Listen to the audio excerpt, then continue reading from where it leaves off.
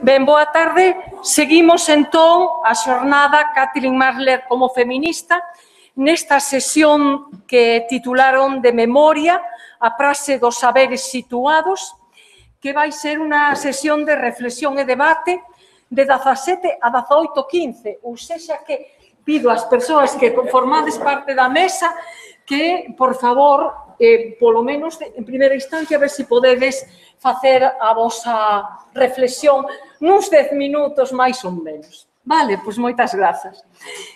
Grazas a todas as persoas que nos acompañan.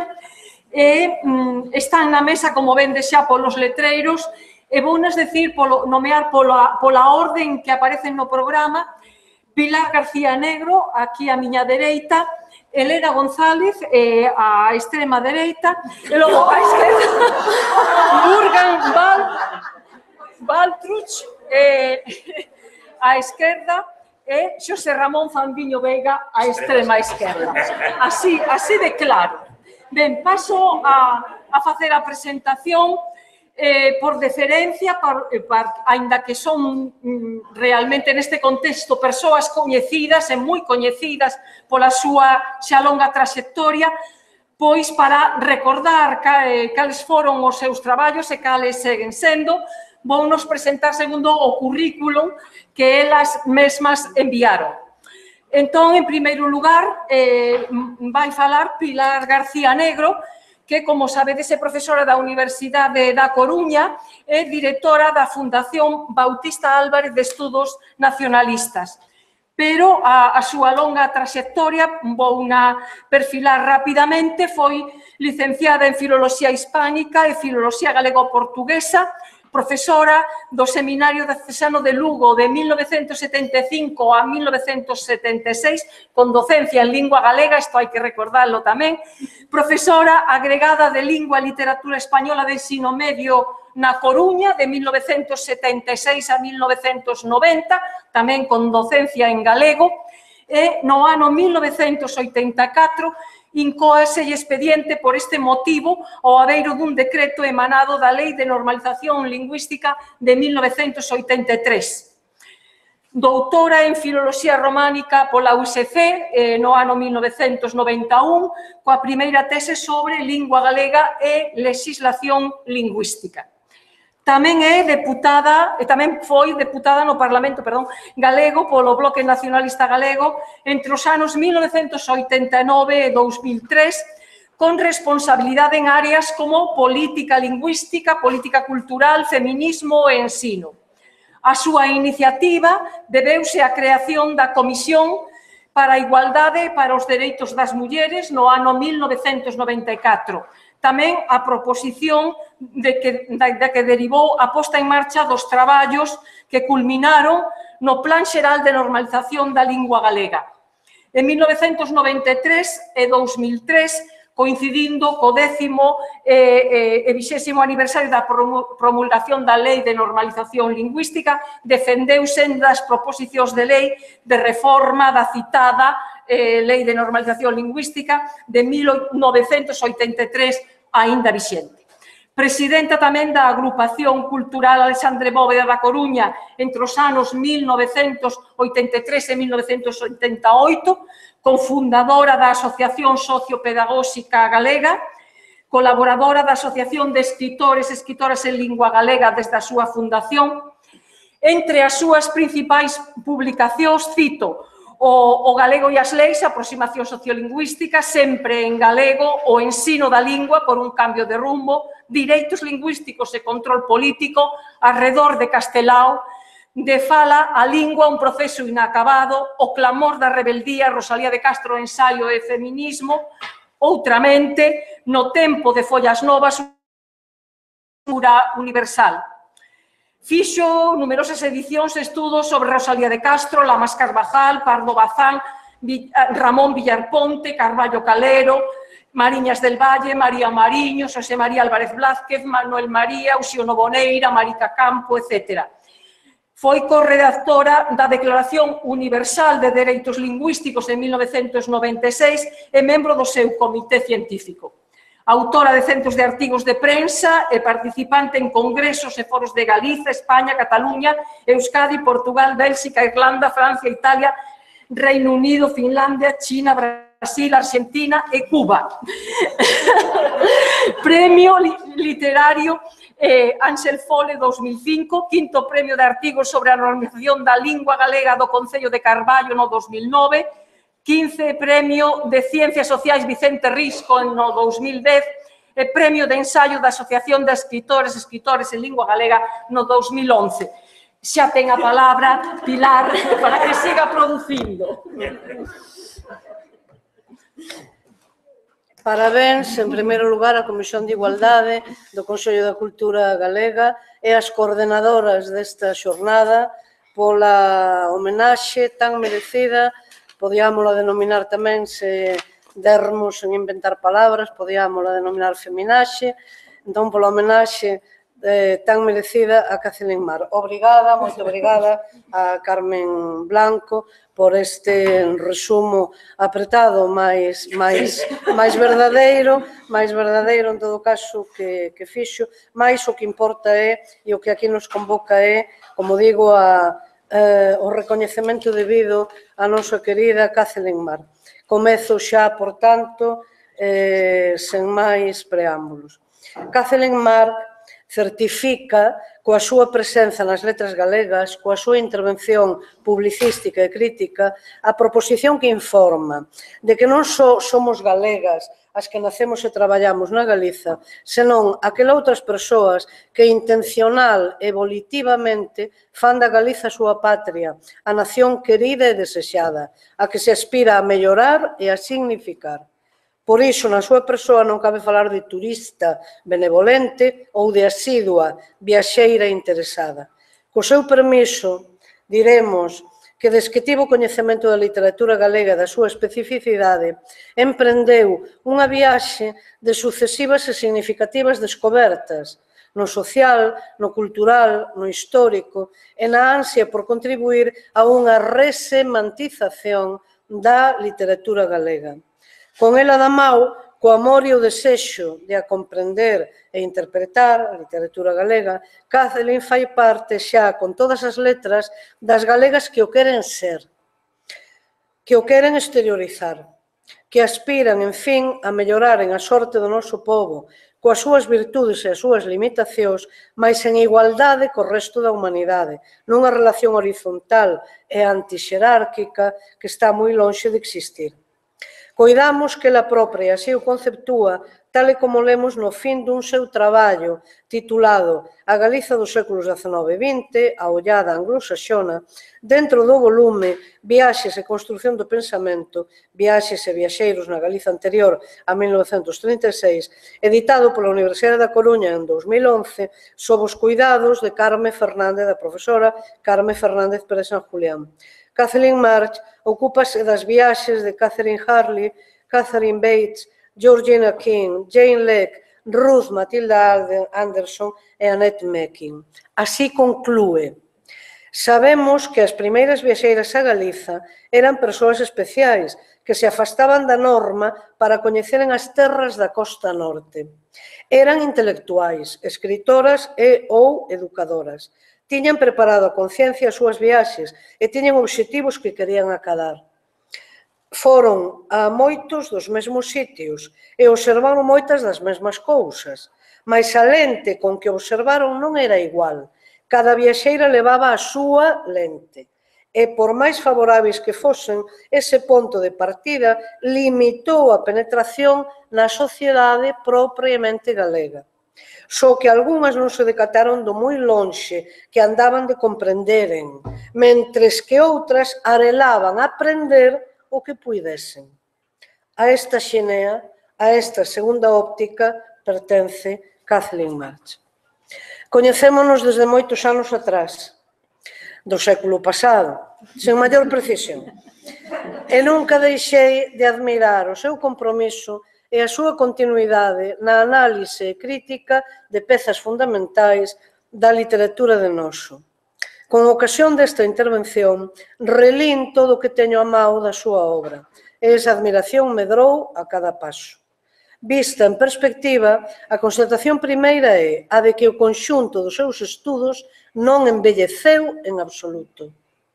Non só continúan sendo vixentes e úteis, senón que esperan aínda por unha absorción ou unha vulgarización dentro dos tópica que circulan sobre a literatura galega. En segundo lugar, admira a seriedade e o rigor con que examinou autoras e autores da literatura galega desde data moi temperá. Dirase que isto é conditio sine qua non para calquera que aspire a publicar crítica con algo de solvencia. Mais dá esa circunstancia que tal cualidade non reina en absoluto no universo crítico, e moito menos desde que o poder permitido, o poder autonómico, teceu a súa rede de influencias, controlo académico, endogamia e dereito de admisión regulado. Conta Kathleen cunha pasmosa virtude nos tempos que corren, calea de ponderar a bibliografía crítica realmente existente, respeitar a cronoloxía autorial, recoñecer débedas e influencias e, a partir de aquí, sentar, naturalmente, a súa propia interpretación. Asombroso, a voce. Coido que a nosa escritora se decatou a xiña de que a literatura galega clásica ou contemporánea era moito máis do que unha arte ou unha estética particular. Formada cunha ampla bagaxe humanística, moi atenta ás periferias do sistema, sabedora de que a lingua en abstracto non existe, existen as linguas, en plural, con todo o que eles representan e con todo o que nelas subxace. Practica na súa analítica, na súa hermenéutica, unha primeira ruptura fundamental. Considerar a literatura galega na súa distintividade, póndoa a par doutras grandes creacións da denominada literatura universal, con independencia de que a nosa non dispuxo nunca nos tempos modernos do paraugas institucional necesario nen da megafonía de vida. Un outro presuposto epistemolóxico primordial foi o de a estimar en por sí, estimar esa literatura en por sí, non de forma ecoica, non como reflexo ou mostra ancilar da literatura española. A produción crítica, por tanto, de Kathleen March está a anos luz en modernidade e información da media da crítica española, que ten a ben reparar nas letras galegas, e aínda dunha parte da crítica galega reticente a admitir até que pontos clásicos galegos acadaron a excelencia a partir dunha esclarecida conciencia sobre o país, non a base da súa negación. Tal vez o primeiro que lemos da súa autoría fose o artigo que xa lembrou na exposición desta mañá nesa biografía tan circunstanciada e tan completa que nos ofereceu Claudio Rodríguez Fer, e xa tamén coincidía nesta mesma leitura, ou coincido eu co que el apontou. Tal vez digo que o primeiro que lemos da súa autoría, da autoría de Kathleen, fose o artigo As invariantes creacionistas na obra de Manuel Antonio, publicado na revista Grial en 1980. Do mesmo tempo, aproximadamente, é a voz Manuel Antonio da Gran Enciclopedia Gallega, unha excelente monografía sobre o escritor e o seu papel na vanguarda galega. Aquela altura non estaba editado o conxunto da produción do poeta, de xeito que cobra moito máis valor que a nosa estudiosa se esmerase en consultar inéditos e materiais dispersos que só moito máis tarde puideron ver a luz. Igual calidade terá o seu artigo sobre Xoana Torres no número monográfico que lle dedicou a revista da Palabra Silenciada en 1987, á par que salientaba o valor da escrita de autoría feminina e a súa relevancia nas letras galegas. Comeza xa por este tempo a se materializar o seu interese por dar asento en inglés a pezas singulares da literatura galega, a comezar por Rosalía de Castro. A obra dedicada a quen fundou a literatura galega contemporánea merece un capítulo aparte na súa bibliografía. Se comezarmos polo final, diremos que é a súa unha das achegas imprescindíveis e máis novidosas no abultado corpus crítico dedicado á escritora Auroraldo Azanove, e documentarémolo a través de algunhas pezas significativas.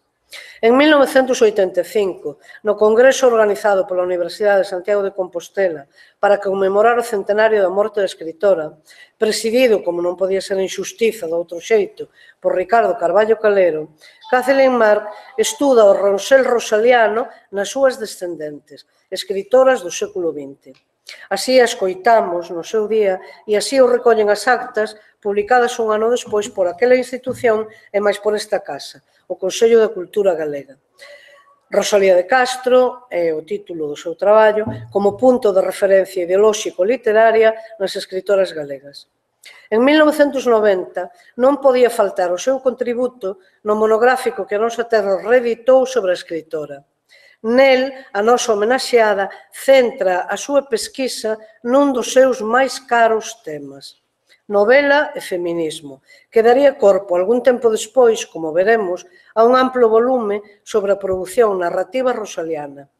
O discurso feminista, recoñecido sen discusión a escritoras como Mary Wollstonecraft, Madame de Staël ou George Sand, é aquí utilizado sen complexos pola nosa investigadora, afondando nun rego crítico que fora aberto por Francisco Rodríguez na obra derivada da súa tese de doutoramento publicada en 1988, titulada Análise Sociolóxica da obra de Rosalía de Castro, a primeira investigación dedicada á escritora en que se estuda de forma integral toda a súa obra, narrativa incluída, e en que se considera central ao seu repertorio a preocupación pola situación das mulleres.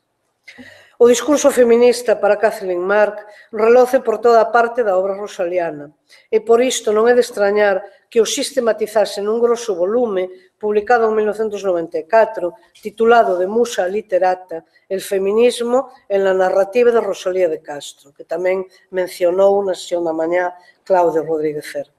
Este libro de 350 páxinas marca un antes e un despois, de certo, no cabal coñecemento da nosa escritora e chama poderosamente a atención que pasara case inadvertido, non sendo pola ampla recensión que del realizou nas páxinas do semanario daquela, o Semanario da Nosa Terra, Francisco Rodríguez. Subliña o crítico que amoveu a Kathleen o intento de ler a prosa rosaliana desde a perspectiva na que foi escrita, tal e como ela di, nomeadamente a dunha muller dunha nación periférica, marxinada, que fixo simbiose entre a condición obxectiva da súa patria e a do seu sexo. Encarece como, cito, Kathleen Mark fixo un esforzo de leitura axudada polas análises precedentes que merece aplauso porque reforza con matices inéditos e contribucións novas o sentido feminista revolucionario da prosa rosaliana. A propia autora, vou xa aforrar a cita, tamén Claudio Rodríguez Fer se referiu a ela pola mañá, explica por que se decidiu, despois de moitas dúbidas, a publicar o volume en castellano, en español, como é perfectamente consciente da marxinación que sofrían as investigacións escritas en galego sobre a nosa escritora e adianta que se chega algunha vez a facer outra edición garante ou asegura que pola súa banda, pola súa intención, que esta vai ser en galego. A escritora nesta obra cumpriu sobexamente os seus obxectivos. A novelística rosaliana fica íntegramente analizada no percurso dos 22 anos que median desde a publicación da primeira novela en 1859 até a derradeira en 1881, con exame asemade de dous textos manifestos cruciais, como son Líder e Las Literatas, no comezo e no Ecuador, respectivamente, da súa traxectoria.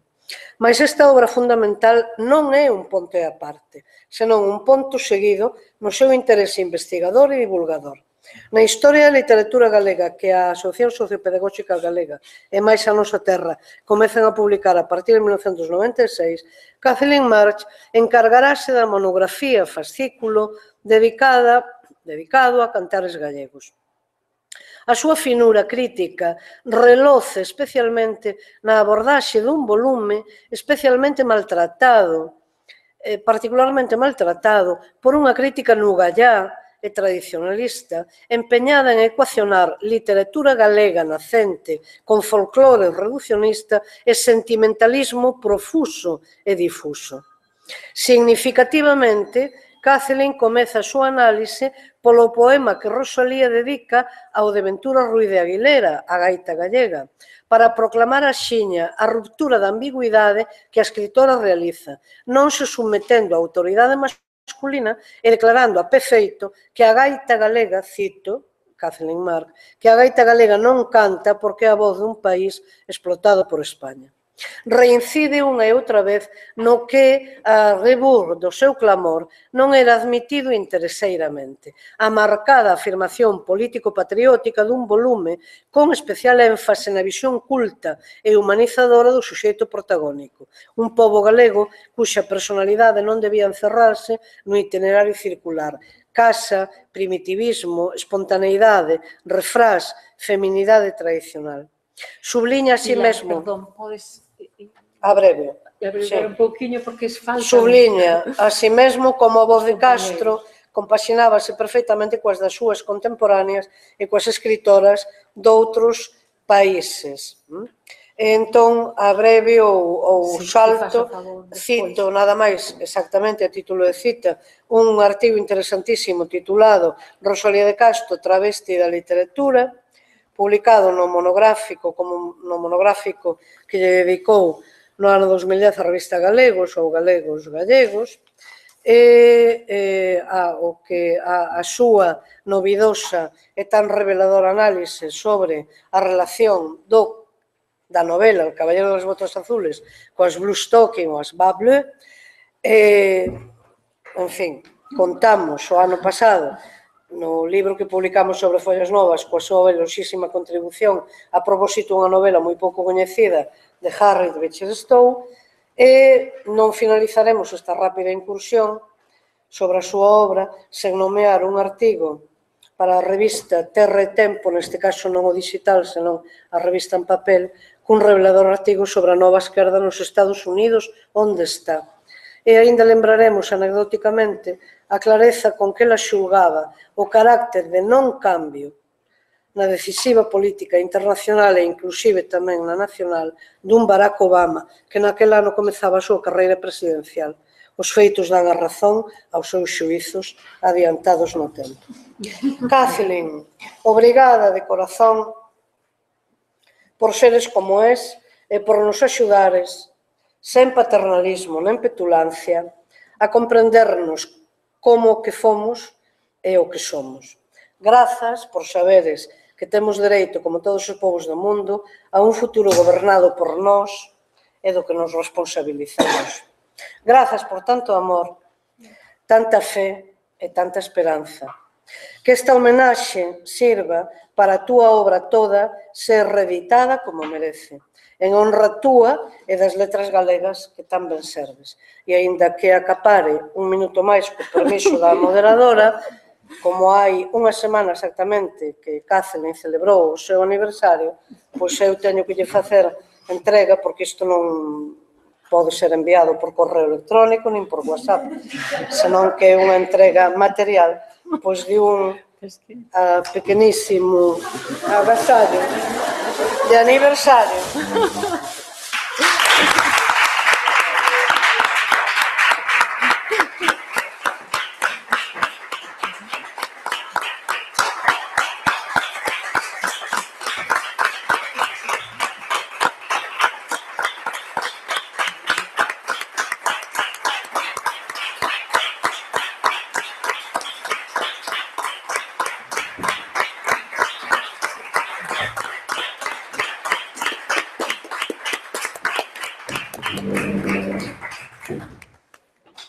Do que únicamente direi, como para mí as flores son chisco extrañas, pero xa me informaron que son unha sorte de novas margaridas, entón só se me ocorreu, pola miña ignorancia, preguntar se eran galegas ou eran foráneas, porque se cadra informábanme de que viñan de que sei eu, de Tailandia ou da China, e confirmáronme que eran puras galegas, e dixen, moi adecuadas entón para a persoa, para a muller galega a que van dirixidas.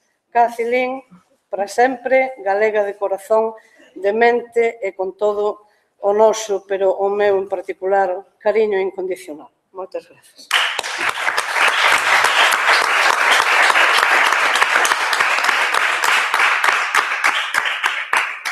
Ben, rompendo a emoción, pero continuándoa con frialdade que precisa para que o intelecto funcione, a tiranía do tempo vennos enriba, entón paso a presentar a Burkhard Baltus, abreviadamente, quérese como queira, así, por deferencia, vale, pois entón simplemente para que saibades, profesor de lingua portuguesa da Universidade de Vigo e presidente da primeira cátedra internacional José Saramago. Había moito máis, pero así, pois reflexiona en alto que é o que importa.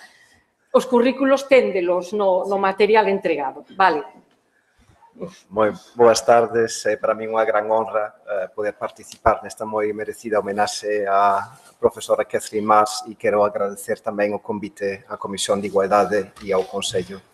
Entendo que eu estou aquí basicamente por ter sido presidente da Asociación Internacional de Estudos Galegos, non imagino que infelizmente non puiden estar presente na parte da mañán, perdínme esta parte e como vexo xa houve moita xente que é moito mellor que a min puido falar das facetas de profesora, de crítica, de traductora, de feminista da nosa homenaxeada. Eu, pola miña parte, só vou contribuir con algunhas reflexións sobre a Asociación Internacional de Estudos Galegos, cuxa existencia, ao fin e ao cabo, debemos á profesora Kathleen Mars. Foi a nosa homenaxeada que fundou e presidiu nos anos 80 a Galician Studies Association, xermolo do que máis tarde sería a IEG, que hoxe coñecemos. Organizou na Universidade de Maine o primeiro congreso de estudos galegos, daquela dedicado á figura de Rosalía de Castro, e volvería despois tamén a presidir a IEG entre o 2000 e o 2001, non deixando nunca de acompañar as actividades da asociación. Para a IEG, o feito de que fora fundada por unha muller e feminista, de ter a súa orixe na América, e precisamente na América anglófona, representa hoxe máis dun cuarto de século despois e con unha historia ininterrompida de congresos intercontinentais o seu capital simbólico máis valioso. Non poderei nin de lonxe facer xustiza a todo o que Kathleen Mars achegou aos estudos galegos, iso xa fixeron outros, e a IEG en concreto, mas quero tentar, aínda que sexa dunha forma moi resumida e moi breve, retirar algunhas leccións da súa traxectoria e obra que tal vez poidan servir como achegas a un debate sobre o futuro da asociación. En todo caso, aviso que son opinións persoais e sempre proferidas a partir dunha posición de absoluto e total respeto de cara ás decisións da actual dirección nas cales non quero interferir. Comezo inspirándome na tarefa traductora desenvolvida por Kathleen Mars na vertente ética e feminista omnipresente na súa obra, na que sempre se entreviu tamén unha fonda preocupación por esta fenda, por este espazo intermedio que abra a traducción, sexa ela interlingüística ou cultural en xeral. Nas palabras de Homi K. Bhabha, este espazo in-between estaría the burden of the meaning of culture, aquela carga e ás veces sobrecarga de significados e símbolos que nos impón a cultura. Un desafío que nos cabe de xestionar de acordo coa realidade sociocultural do momento histórico que nos toca vivir.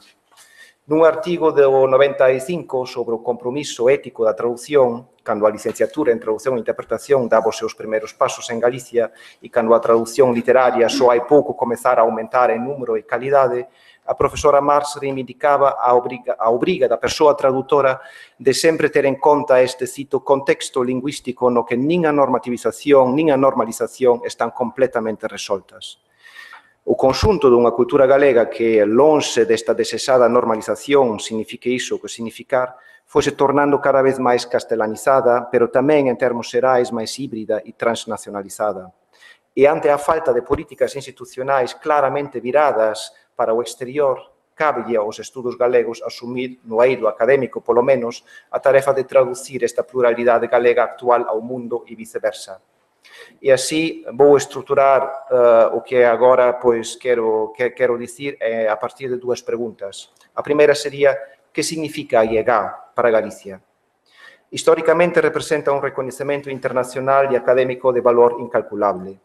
Lembremos que o momento da súa creación, 1982, coincide coa das primeiras normas ortográficas do ILGA e coa aprobación da Lei de Normalización Lingüística, e aínda faltaba por chegar a Pax Fraguiana coa súa anestesiante política de folclorización virada exclusivamente para o consumo interno. Así, o nacemento da IEGA representaba o inicio dunha exteriorización inaudita nun momento histórico no que o país aínda non estaba habituado a mirarse moito no espello alleo ou de ser observado desde fora.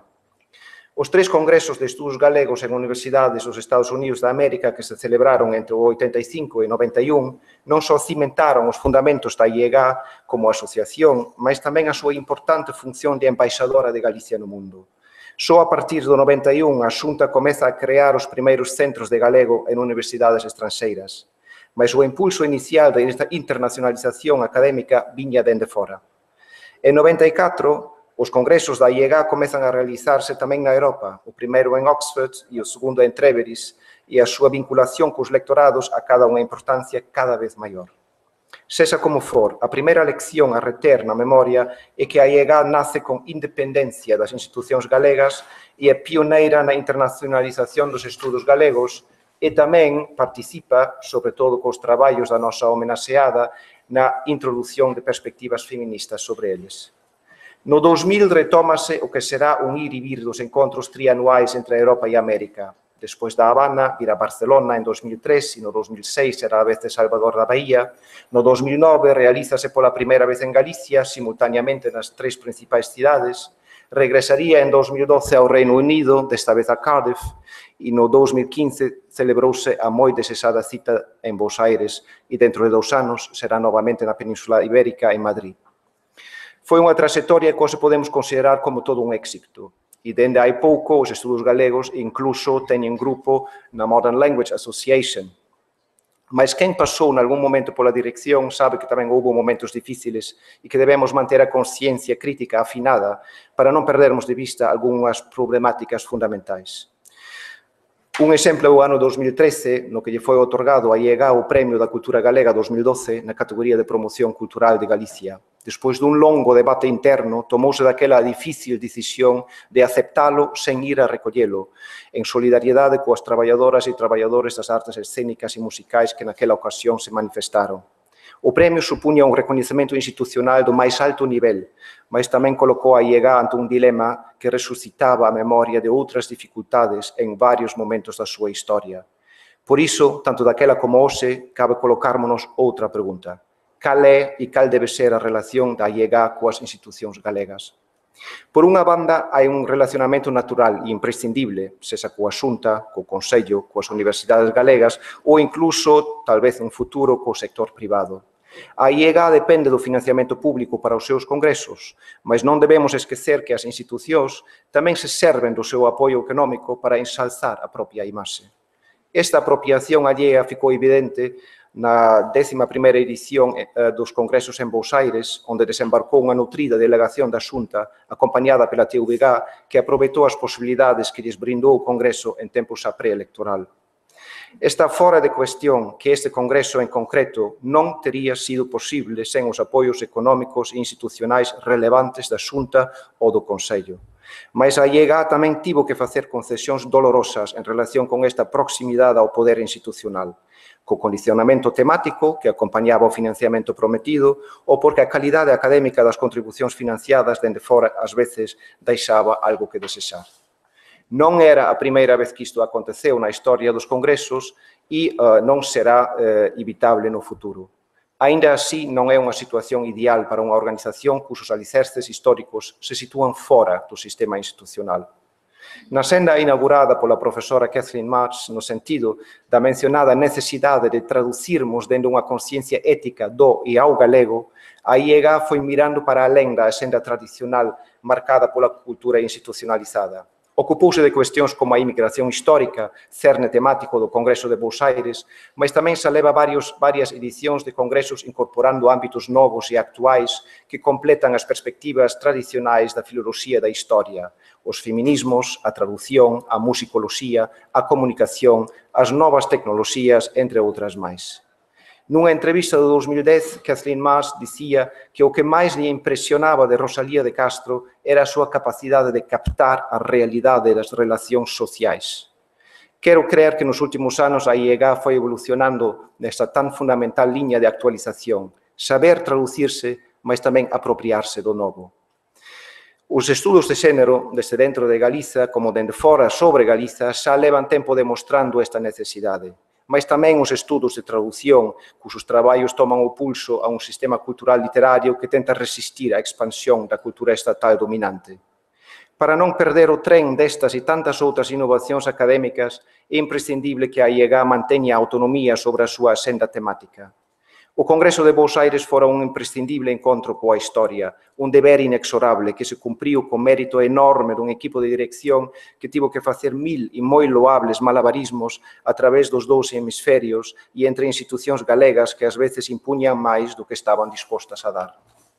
Mas pasado este trámite, creo que o horizonte da IEGA a medio e longo prazo debe incluir un debate sobre temas como, por exemplo, a inmigración e as transversalidades do presente e da crise dende o 2009, mirar máis para os estudos galegos na Europa Central e Oriental, pero tamén nos Estados Unidos da América, e, por último, mas por iso non menos importante, sobre a bella e complexa cuestión da relación co mundo lusófono.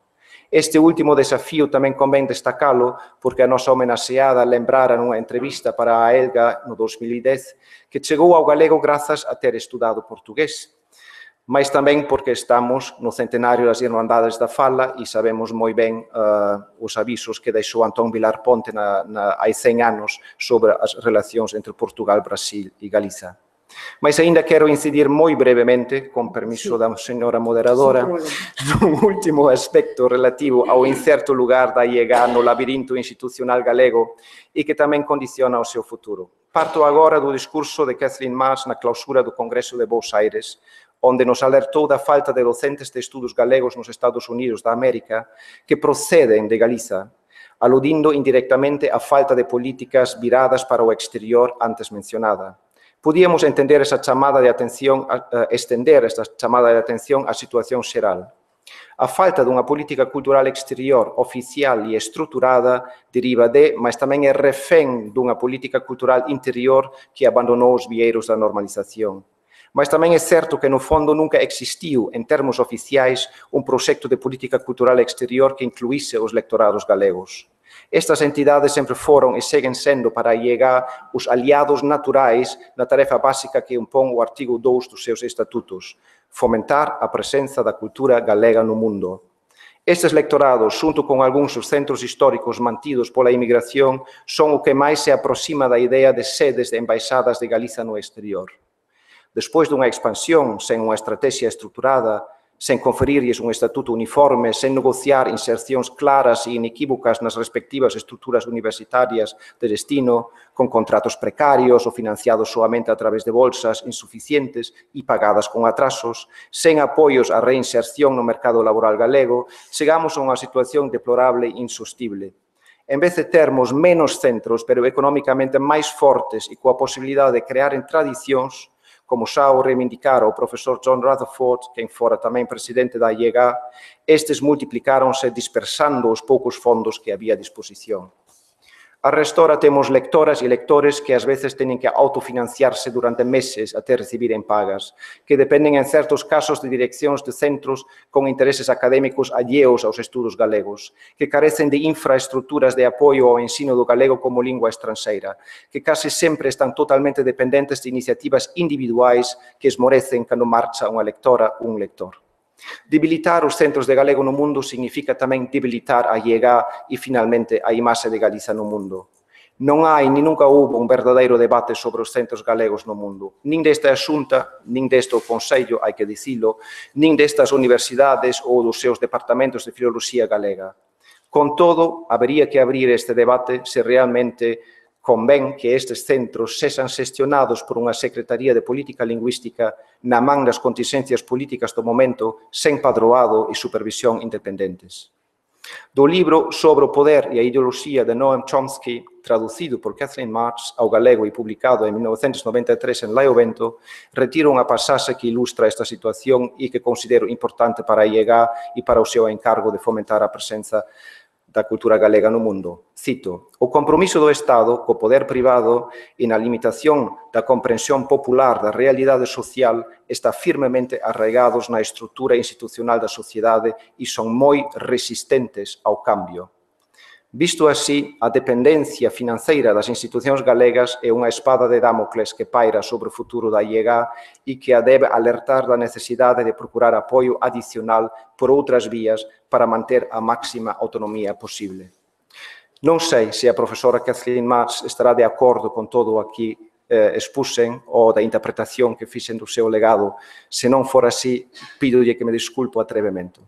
Mas o que me move é que a IEG, que é só unha actriz diminuta no xogo do poder cultural, non se arrime demasiado ás institucións e ao poder do momento, que continúa a manter a súa grande capacidade de ver a realidade social con independencia, intervindo sempre dentro unha ética tradutora da cultura.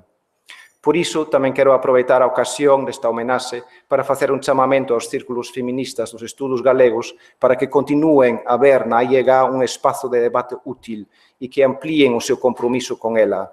E tamén para que os outros círculos dos estudos galegos que ainda non se implicaron con a IEG participen no desafío de explicar Galiza ao mundo e viceversa. Sería a forma máis bonita para continuar o legado de Kathleen Marsh.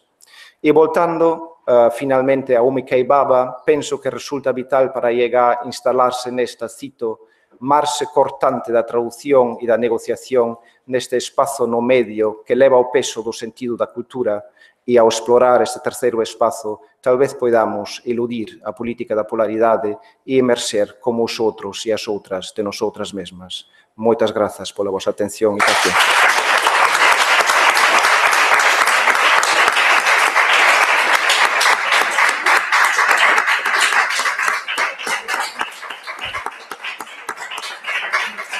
Gracias pola brevidade. Ten entón agora a palabra Elena González Fernández. Vou na presentar igual de maneira breve porque así escoitamos o que teñen que dicir, que é o que importa. Profesora da Universidade de Barcelona e directora do Centro de Investigación Teoría, Xénero, Sexualidade. Elena. Moitas grazas. Ben, despois deste informe alegato incontestable sobre as embaixadas da cultura galega no exterior en Zamancas, de Bogar Baltrus, que coñece moi de primeira man toda esa cuestión, a miña, espero que breve intervención para que poida haber espazo para falar, se posible, quere centrarse en intentar ler na obra de Kathleen Marsh non só como feminista, senón tamén como unha praxe dos saberes situados. Non me sinto en absoluta autorizada para falar na voz de Kathleen Marsh, pero como ela está aquí, Kathleen Marsh, deste o desvío catalán de pronunciar ese CH así, pero espero que me responda, que me conteste, que proteste, que me diga que estou completamente enganada, que por aí non vai. O que me interesa da obra de Kathleen Marsh é que non sei unha embaixadora comprometida e original da cultura galega, agora veremos por qué, senón porque eu creo que a partir desta xornada vamos conseguir devolverlle como corresponde o recoñecemento que existía en círculos moi, digamos, iniciados, falaba moi ben antes Pilar, das dificultades da recepción que tivo un dos seus libros que máis importantes e que marcou moito a maneira posterior de ler a Rosalía de Castro, rompendo algúns dos prexuizos. Digo porque ordenar estes saberes das mulleres para que non pasen silandeiriños, que é un dos labores máis interesantes desta xornada e presentábanolo Marían Mariño esta mañá, é fundamental para poder poñer en valor as súas aportacións. Moitas das intelectuais máis destacadas que están nesta sala, nas que eu non me incluo, deberían ter en libro recollidos moitos dos seus traballos ciscados, porque se non nos recollemos en libro parece que no noso país non se len, non existen. Por lo tanto, aquí temos unha débeda con Kathleen Marsh, agora un pouco arranxada grazas ao papel desta xornada, pero temos esta débeda con moitas máis mulleres. Gústame moito de ordenar os saberes, porque esta homenaxe, en realidade, Kathleen é un reto. Hai algúns anos fixemos unha homenaxe a Xoana Torres e pensábamos que Xoana Torres, que non puido vir, non asistía de feito naqueles momentos a ningunha homenaxe, de alguna maneira quedaba quedaba ordenada, quedaba arranxada, e a semana pasada publicouse o seu último libro, ou seja, que Kathleen, en realidade, a partir de aquí queda moito traballo, teremos que facer unha segunda xornada con moitos máis traballos teus. E pareceme moi importante porque os achados do feminismo son achados que sempre poden ser de ir e volver, e os debates dos últimos tempos sobre as leis do aborto falan moi ben de como os gaños do feminismo son facilmente retornables. Entón, estas xornadas para celebrar os saberes, para celebrar as sabias, teñen moita máis importancia política da que poida parecer. Kathleen Mark é unha embaixadora comprometida e é unha intelectual. E digo intelectual remarcándoa porque habitualmente falamos das mulleres como escritoras, que é un gaño, falamos das mulleres como opinadoras, non tanto, pero a mí me interesa moito esta figura da intelectual, daquela persoa que desde un lugar sabe ler o mundo. E iso é o que fai Kathleen Mark non só lendo na cultura galega, senón ofrecendo, como explicaba antes Bogar Baltrush, un modelo de como se poden practicar os saberes no exterior. Claro que para practicar os saberes no exterior desta maneira hai que poder ser independente de estar nunha posición que che permita unha independencia das pelexas de veciños que son inevitáveis en todos os barrios, non? En todas as barriadas. Kathleen Mark, coa súa traxectoria, creo que o conseguiu moi ben. Como falar da vixencia do labor como crítica e antóloga feminista de Kathleen Mark? E a pregunta que máis me interrogaba pensando esta sesión, como actualizala, como actualizar a túa obra sen historizarte, sen converterte nun moble no aparador dos saberes. O contrario, como facer que a túa documentación non sirva para ordenarte, senón xustamente para poñer en marcha o que hai de modelo de lectura como feminista. Cando Diana Fass fala do ler como feminista, está explicándonos que hai que superar as cuestións de esencia e de posición circunstancial para poder ler o mundo, para converter a lectura nun lugar desde onde un se fai cargo políticamente do mundo, asumindo unha posición de clase que non ten que ver con quen é, senón co lugar desde onde ti queres ler. Creo que Kathleen Mark, cando lea a Rosalía de Castro, lea como feminista e desde aí nos abre moitísimas portas, non só ela, había outras persoas lendo neste momento, pero agora nos centramos na túa figura, é dicir, non estou negando o anterior, vale? Pero Kathleen Mark nese momento que fai é abrirnos moitísimas portas e ela mesma citouse varias veces hoxe cando fai a súa primeira monografía en libro sobre Rosalía, intenta xustamente facer que Rosalía estea disponible. Que significa que alguén como Kathleen Mark faga disponible no exterior a Rosalía? Significa que a lee desde outro lugar, desde outras coordenadas e que, polo tanto, cambia non só a comprensión da autora, senón do país que, de alguna maneira, incardina a Rosalía de Castro como primeira figura canónica. Isto é extraordinariamente importante. E extraordinariamente importante porque desde ese tipo de xestos que se simplifican neste traballo de Kathleen Mark, vemos que Rosalía de Castro presenta un país que só se pode explicar tamén interrogando sobre o feminismo. Xa dixen aquí noutra ocasión, e creo que forma parte xa dos saberes comuns da sala e de quen nos siga por internet, que é imposible pensar a idea de nación en Rosalía, a idea de ecoloxismo, de xustiza en Rosalía, sen pensala desde o feminismo. E creo que ese é un dos elementos interesantes que podemos tirar do traballo de Kathleen Mark, esa idea da nación que incorpora o feminismo e por eso nos sitúa nun saber explicar a nación desde a asunción non só desta diferenza, senón tamén de un capital non só simbólico, senón humano, en saberes, en experiencia, que de alguna maneira nos incorpora o saber de tantas mulleres que pasaron pola historia e polas prácticas dos saberes en Galicia. É dicir, ler a nación como feminista, no caso de Kathleen Mark, e significa incorporar unha experiencia que habitualmente lemos como outra e como marxinal. E creo que xa deberíamos deixar de pensar así esta cuestión, deberíamos de pensar a cuestión das mulleres como unha alteridade, deberíamos deixar de pensalo como un elemento que está fora do que é o discurso común. Forma parte do discurso común dunha vez ou non. Podemos problematizar a maneira en como está dentro, podemos problematizar a maneira como se representa, se lexisla, se incorpora a axenda feminista en distintos momentos do debate histórico, pero se seguimos pensando o feminismo, a cuestión das mulleres como unha cuestión outra, estamos exactamente no mesmo punto no que estábamos hai moitos anos, cando Kathleen Mark ainda estaba empezando a ler como feminista. Vou acompañando sen comentar algunhas citas por detrás de Kathleen Mark, porque era a maneira de darlle voz sen adulterala, citas dela en distintos idiomas, e interésame evidentemente a figura de Rosalía de Castro, pero tamén o papel interesantísimo que ten o valor da creación no seu traballo. Falamos moito do coñecemento, pero viuse a través do traballo de Kathleen March como traductora, pero tamén como creadora esta mañá, a importancia que ten o coñecemento literario, ese ir máis alá do coñecemento non previsto.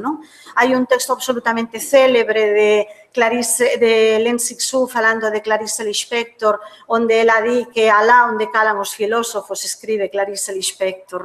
E creo que por ese camiño, por esa intuición, por ese saber que non se deriva da razón, senón que se adianta precisamente a ela, circulan as lecturas de Kathleen Mark, en poder ter fe nos coñecementos, nas emocións e nas experiencias que saen da propia creación. E diráseme neste foro, claro, por suposto, pero non tanto, porque tendemos a encabalgar un saber en riba de outro saber, esquecendo ese prazer situado da lectura e das emocións que de aí veñen.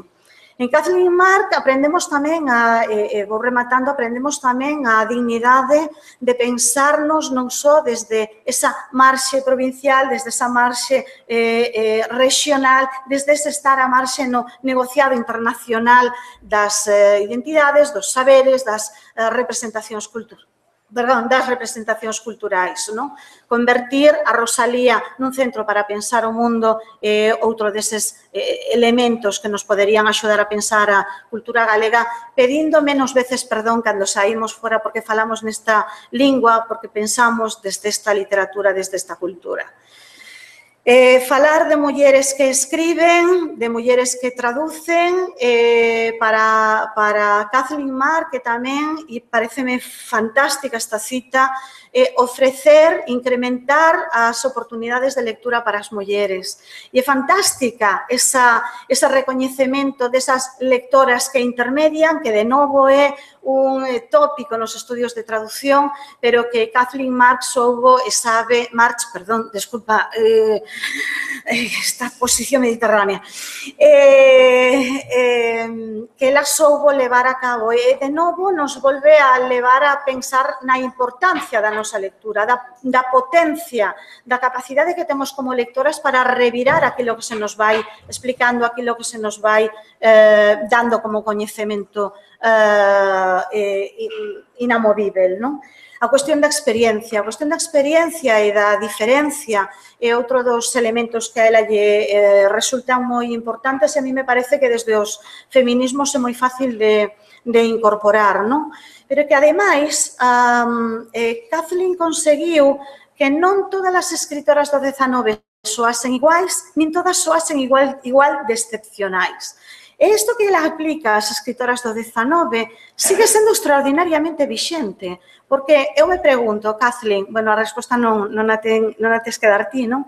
Cando estamos homenaxeando a Kathleen March, estamos homenaxeando a ela como unha lectora privilexiada da cultura galega no exterior, unha das múltiples fases que ti tes, ou estamos homenaxeando a figura que representa unha intelectual combativa, comprometida de maneira difícil de encaixar nun só xustillo. A mí me gustaría que fose, sobre todo, o segundo, que a intelectual nos incomode, que a intelectual nos impida reducirte a unha única etiqueta. Iso é o que a mí me gustaría, non? Finalmente, remato con isto, dos textos que nos levou Kathleen March, a mí interésame particularmente un dos seus textos que se cita moito, pero que lemos pouco en realidade, que é o Festa da Palabra, An Anthology of Contemporary Galician Women Poets. Cando ela empezou a antologar, cando ti empezaches a antologar a poesía galega, comezaches por unha marxe, non por unha panorámica perfeita. Naquel momento facíanse moitísimas panorámicas de poesía e todas seguían máis ou menos un mesmo modelo. E ti escolliches un modelo extraordinariamente orixinal porque coñecías moi ben o país e porque lías como feminista. Celebrabas con Festa da Palabra a aparición de voces que naquel momento eran máis ou menos consideradas só polo cano, non? Nese sentido, esa lectura como feminista de Kathleen March a converte nunha lectora orixinal e adiantada. Desa festa dos inicios a este momento como de, non de final, sino xustamente de ordenar os teus saberes, hai un cambio moi interesante da celebración ao orgullo. Non hai demasiado tempo, nunha entrevista dicías: unha estranxeira non aprendería galego se os galegos non o falasen e moito, con orgullo. Con festa, con celebración e con orgullo, síntome moi honrada de estar aquí véndote, celebrándote, espero que pronto léndote aínda moito máis todos nós, todo o que ti fixeches. Gracias por ler como feminista.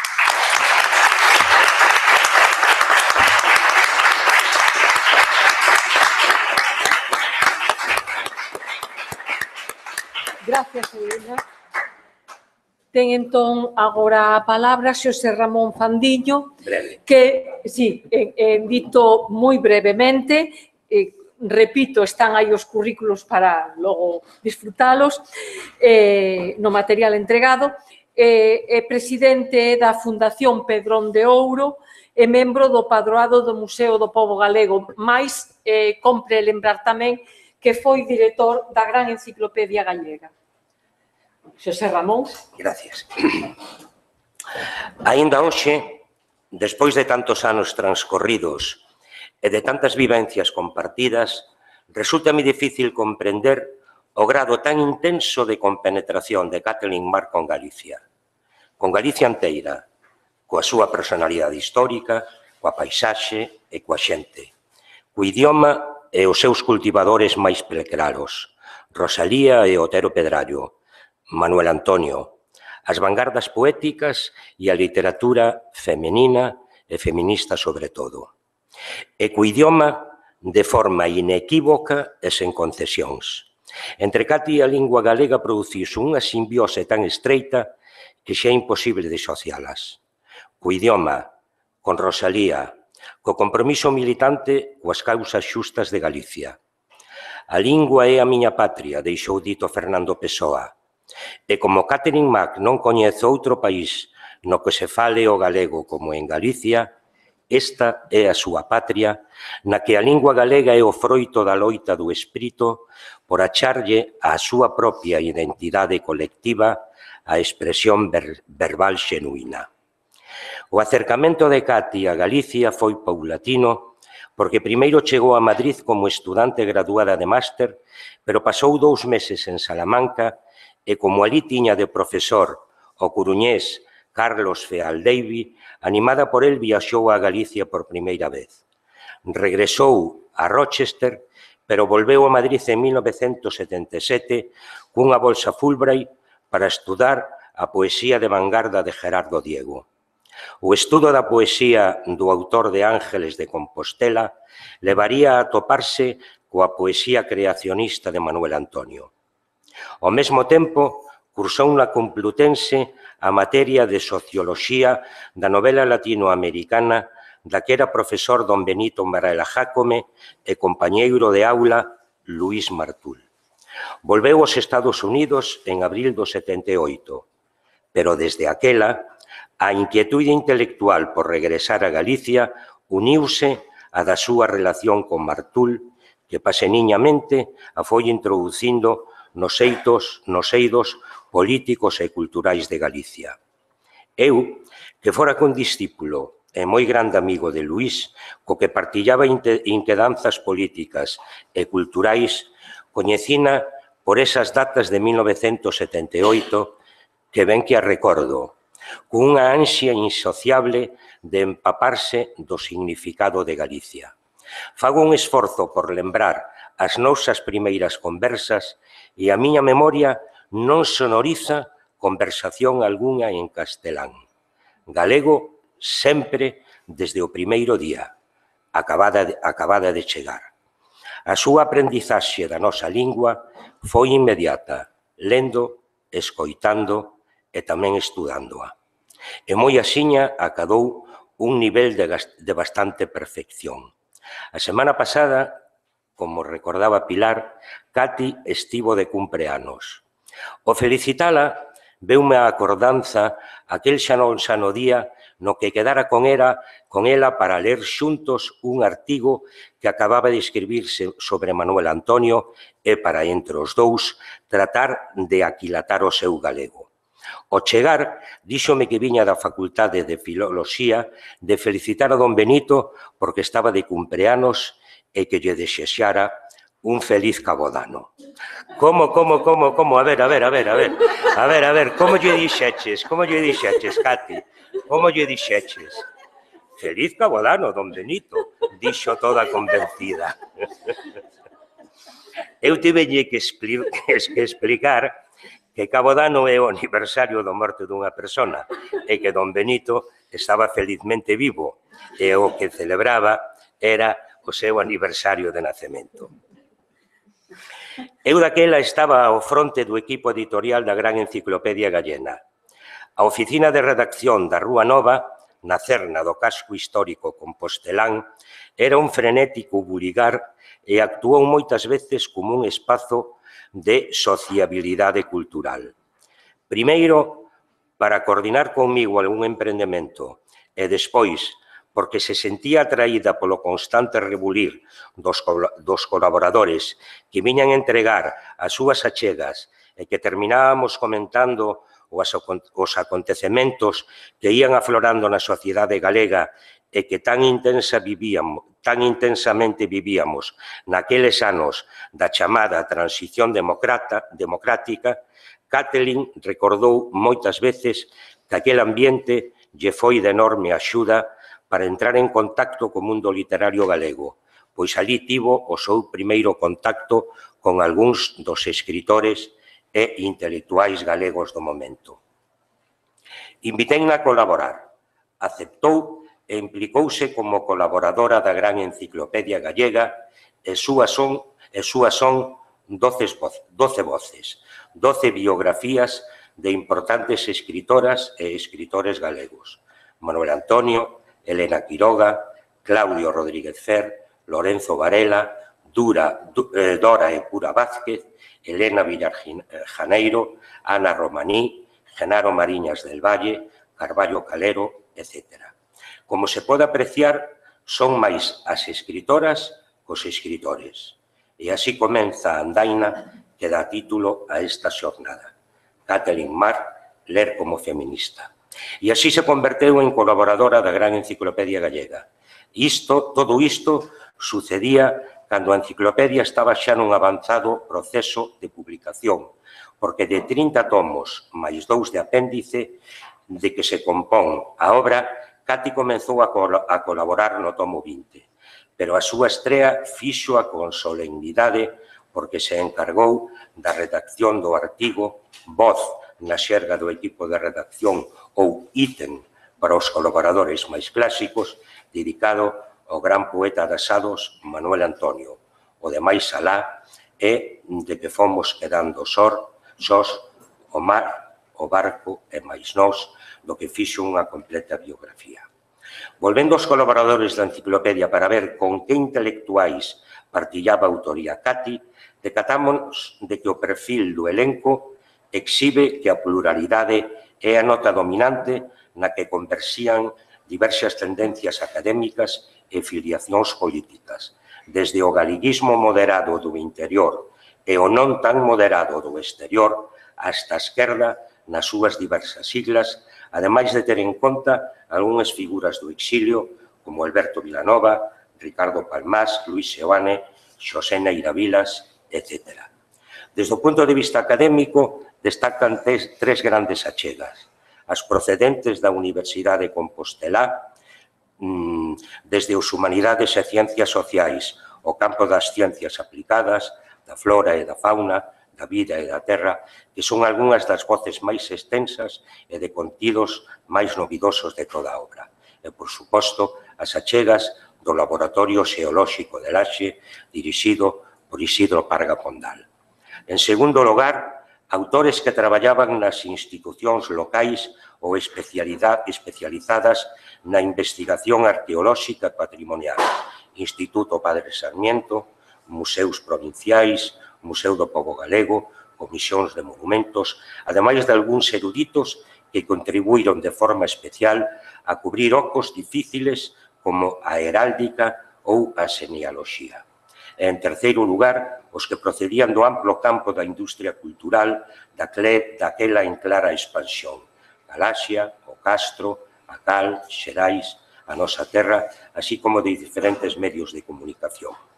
As colaboracións de Catlin eran máis asiduas cando permanecía por longas estadías en Galicia, vacacións, asistencia a congresos ou ano sabático, e máis esporádicas cando tiña que regresar ás súas actividades docentes na Universidade de Maine. Todo resultaba doado cando estaba en Galicia, pero a cousa complicábase cando estaba nos Estados Unidos porque a comunicación realizábamola por correo postal ou como moito por teléfono, o que tamén ofrecía as súas dificultades. Lonxe estábamos aínda de sospeitar que en pouco tempo todo sería máis sinxelo por medio de internet e do correo electrónico.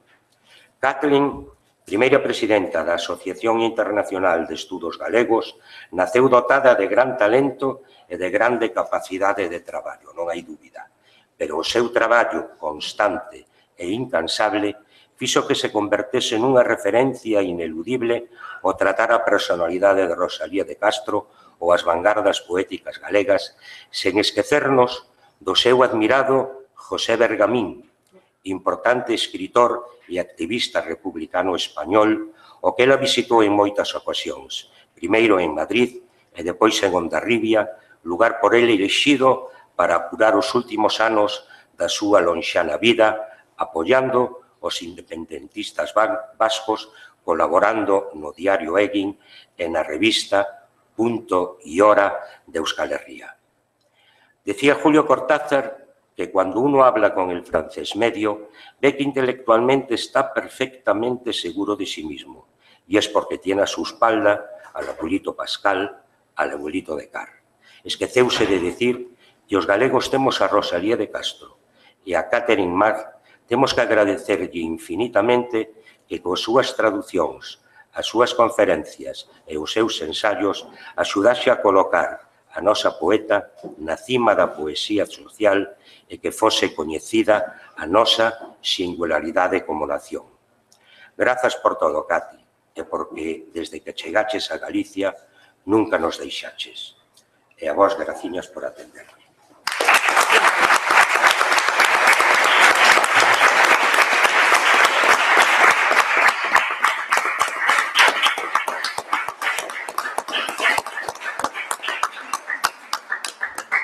Pois moitas grazas ás persoas que forman parte da mesa pola súa brevidade que nos permite agora, se cadra, pois abrir un momento para ampliar este debate altamente emocionante. Estou eu vendo a Kathleen moi emocionada despois de escoitar as palabras das persoas amigas.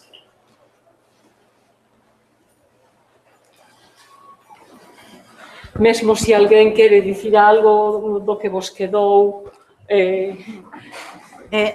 pendente. Eu só querería facer unha matización histórica e que Kathleen March foi 2 veces presidenta da Asociación Internacional, porque durante un período tamén foi, cando estábamos preparando o Congreso de Barcelona, despois lle deu o relevo a Basilio Losada por unha cuestión basicamente administrativa para poder resolver cuestións de sinaturas. Bueno, pero en todo caso é importante porque cando Kathleen March era por segunda vez presidenta se estaba recoñecendo o traballo de quen organizara xa un congreso, non? E creo que eres a única que foi 2 veces presidenta. O mellor podería ser unha terceira vez.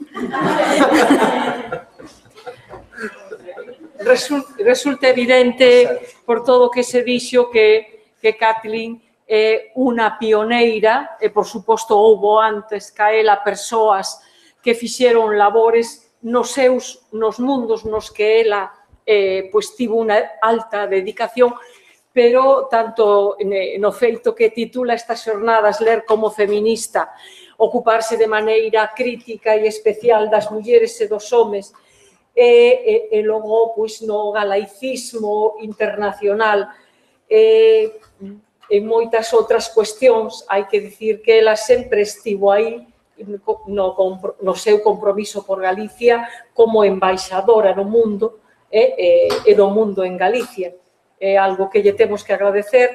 Penso que eu mesma, xa Claudio, digamos, falou moitas cousas que temos en común, nas que ela estivo presente, coas que colaboramos e, por suposto, polas que estamos moi orgullosos de ter traballado contigo. Sí, Encarna. Sí, tempo. Sí, eu quería engadir o que se dixo aquí de Kathleen March. Se falou da súa produción, a súa obra, pero hai tamén un como fai as cousas Kathleen March, que eu creo que ten un fondo sentido feminista, polo menos desde que eu a coñecín, que foi nos anos 80. Como fan as cousas as mulleres para que sean eficaces e cheguen. Eu creo que nese sentido, Kathleen March foi sempre unha feminista convencida de que desde o consenso, máis tamén a rotundidade, a eficacia e a radicalidade é unha maneira de actuar. Eu creo que é fondamente feminista e que ela, como moitísimas mulleres, o fan desde a fondura do feminismo. É dicir, ser como unha rocha de granito presente permanente para estar aí. O digo desde Galiza, claro, evidentemente, se fora noutro lugar diría outra pedra. Mas aquí é así e ela asumiu ese granito como método de traballo desde incluso o sonriso e a voz que ela ten, que son maneiras de traballar moi feministas, pero sempre desde a radicalidade. As mulleres normalmente solen actuar así. Grazas. Non sei se, Kathleen, queres dicir algo por alusións ou prefires non falar. Falarás agora... Vou falar despois, mas quero dizer unha cousa só, e é que ninguén entra na sociedade galega, ninguén ten contacto, ninguén chega a coñecer as galegas e os galegos e a língua galega se os galegos e as galegas non deixan entrar, se non abrem os brazos. Iso que teño eu de agradecimento. Por suposto. Pero tamén é...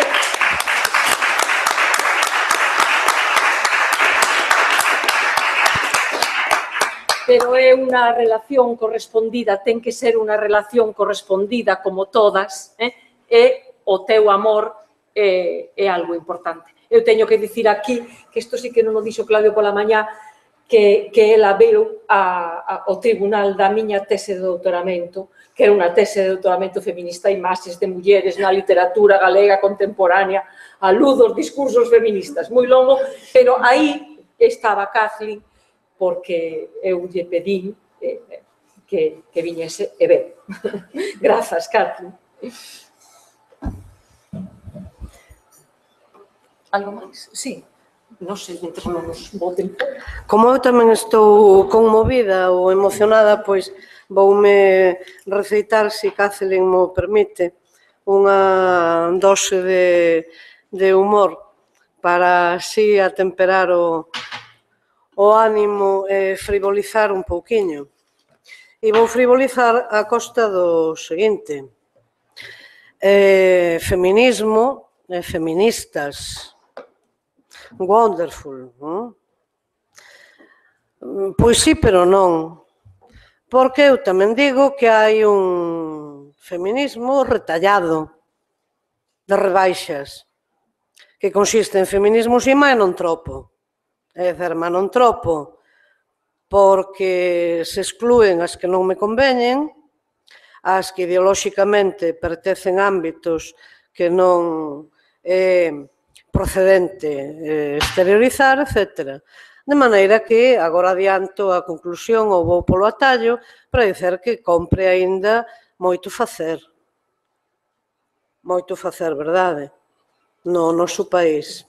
É dizer, que hai moito que desenterrar, moito tópico que aclarar, moita rutina e moita nugalla.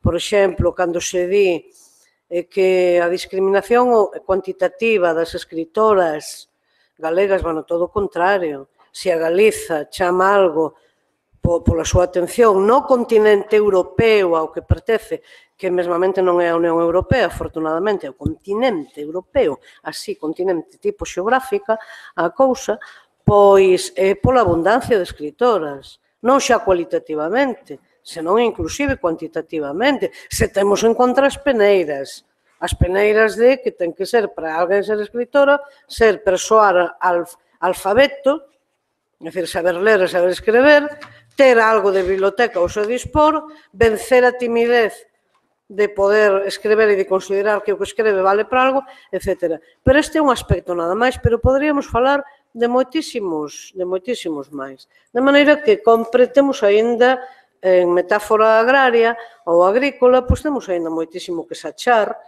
é moitísimo que pescudar e que dar a luz nunha tradición galega que, desde logo, non desmerece nada, por non dicer que é bastante máis moderna, a pesar das condicións materiais tan dificultosas, pero é moito máis moderna que a tradición contemporánea española, tanto no XIX como no século XX, e iso pódese documentar. Pero despois, a respeito xa do comentado, que agora suscitaba Encarna Otero, pois eu estou coa formulación, estou completamente de acordo, pero entón, estando como estou completamente de acordo, poñámonos maus á obra. E maus á obra, entón, é considerarmos todo o que temos diante de nós. O que aquí se produciu. É dizer, antes de ponderarmos se vale a metáfora, que é unha metáfora agora que vou dicer un pouco basta polo tubérculo, non por outra cousa. Se antes de ponderarmos a pataca da polaca, pois supoño que poderemos coñecer as da Limia e as de Coristanco. Quer dizer, o que hai unha materia prima intelectual galega plenamente que haberá que coñecer. E despois valentemente, porque como somos feministas, somos valentes, vai na xa de inicio, no carné de identidade, pois entón valentemente explicar por que estamos en desacordo. Con fulana, con mengana e con zutana, porque sostemos a outra. Pero claro, haberá que coñecer toda esa realidade que, insisto, está sen recoñecer. E hai os campos que non vou dicer que sexan ermos, en absoluto. Ermos do ponto de vista do coñecemento e da divulgación, pero que case, que se aproxima. Estou falando da historia, estou falando da economía, estou falando da tecnoloxía, do que se chaman convencionalmente novas tecnoloxías, estou falando de antropoloxía, quero dizer que hai moita materia. Sí, deixamos temos moito que facer, moita humilía. Moitísimas grazas pola vosa atención, pola vosa participación, gracias ás persoas da mesa, polo aterse moi especialmente os que xa tiveron o seu tempo. Moitas grazas.